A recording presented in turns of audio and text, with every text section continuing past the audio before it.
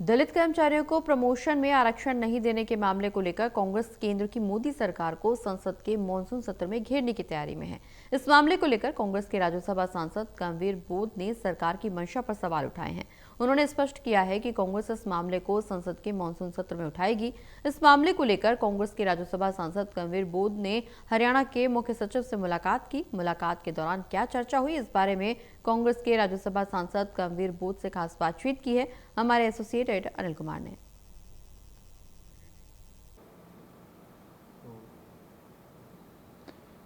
कांग्रेस सांसद कर्मवीर बोध की मुख्य सचिव से मुलाकात हुई। इस मुलाकात के दौरान किन मुद्दों पर चर्चा हुई, इस मेरे साथ हैं कांग्रेस सांसद कर्मवीर बोध। इनसे जानते हैं कि मुख्य सचिव से उनकी क्या बातचीत हुई है। जी, मेरी कुछ कर्मचारी हरियाणा के अलग अलग संस्थाएं मेरे पास आई, घर आई, दिल्ली में आई, या जहाँ जाता हूँ वहाँ मिलती है कि हमारी समय पर जो है ना नौकरियाँ नहीं मिलती, समय पर हमें पदोन्नति नहीं मिलती, और हमारे अधिकारियों को भी जो जिला वाइज या और डिपार्टमेंट वाइज हमारे लोगों को वो अपॉर्चुनिटी नहीं मिलती। तो इसलिए मैं इन मांगों को लेकर माननीय मुख्य सचिव महोदय से मिला और उनसे मेरी काफ़ी देर मुलाकात हुई।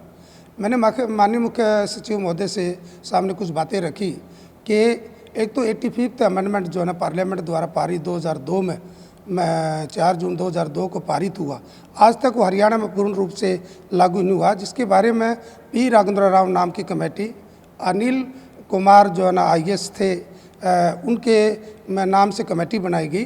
हरियाणा से जब ही आंकड़े ले लिए गए थे, जबकि हरियाणा में जो है ना कांग्रेस सरकार ने भी 16/3/2006 को ये पॉलिसी लागू की थी, लेकिन सुप्रीम कोर्ट का M नागराज के केस को लेते हुए उस पॉलिसी को विड्रा कर लिया था।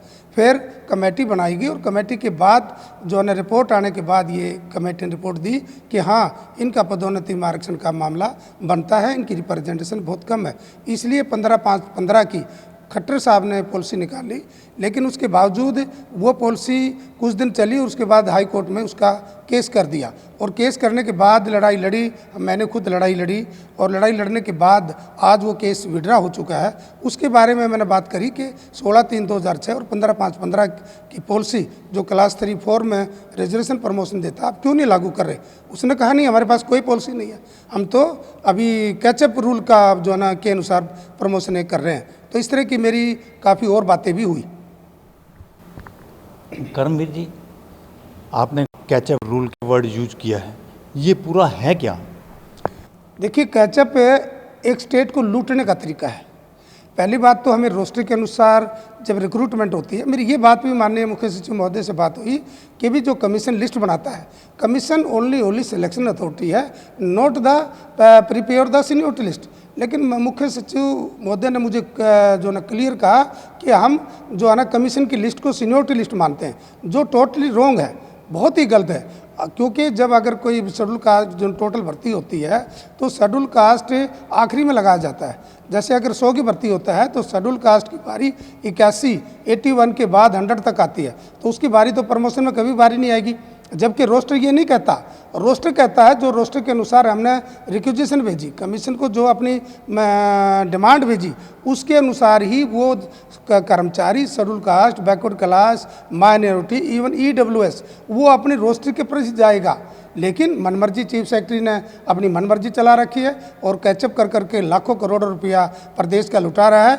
जो आदमी सरकार की दया पर काम कर रहा हो, जो आदमी दूसरों के अधिकार खा रहा हो, जिससे और भी कई चीफ सेक्रेटरी बने, IAS जो लोग आते हैं UPSC का टेस्ट क्लियर करके आते हैं, वो लोग सोचते हैं कि मैं भी एक बार चीफ सेक्रेटरी बनूं। 1.5 साल से सरकार उसको जो है ना आगे एक्सटेंशन दे रही है, सरकार की दया पर काम कर रही है, किस बार के एक्सटेंशन।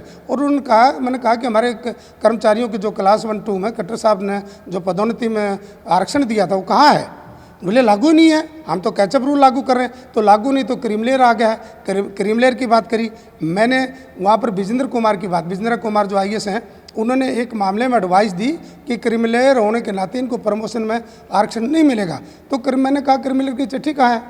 जब क्रीमलेयर की चिट्ठी जारी नहीं तो एडवाइस किस बात की है? तो तो इसलिए मैं आपके टीवी के माध्यम से कहना चाहता हूं कि प्रदेश को लुटा रहे जानबूझ के, कैचअप रूल लागू कर करके करोड़ों रुपया अनाप शनाप जो ना दूसरे लोगों को दिया जा रहा है, जबकि हम जो एससी हैं, बीसी हैं, माइनॉरिटी या जो ना ईडब्ल्यूएस लोग हैं वो अपनी रिप्रेजेंटेशन मांगते हैं। अगर हमें रिप्रेजेंट नहीं मिलता तो कैसे जो ना पूरा होगा।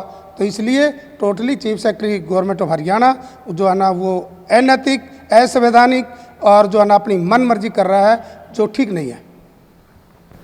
कर्मवीर जी, आपने अभी बताया कि सरकार की मंशा ठीक नहीं है, तो फिर कांग्रेस का अगला कदम क्या होगा? नहीं, मेरा कदम है और मैं पार्लियामेंट में इस बात को उठाऊंगा, बड़ी मजबूती से उठाऊंगा। 2002 में पार्लियामेंट ने अमेंडमेंट किया और जो ना वो ठीक है स्टेट की मर्जी होती है, लेकिन स्टेट की मर्जी ये नहीं, कमेटी बना ली, कमेटी बनाने के बाद दो कमेटी बनाई, रिपोर्ट आ चुकी है और उस कमेटी में क्लियर ये कहा है कि इनको रिप्रेजेंटेशन होनी चाहिए, इनकी रिजर्वेशन प्रमोशन बनती है।